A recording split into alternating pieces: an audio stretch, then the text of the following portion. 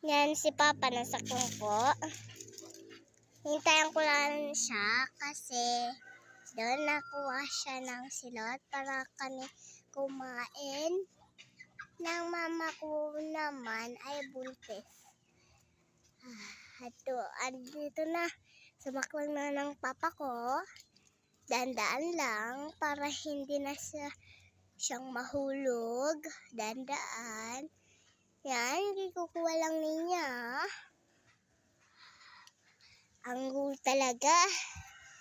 Kasi pinapipicture pala akong mama ni Papa kasi videohan ko siya. Yan.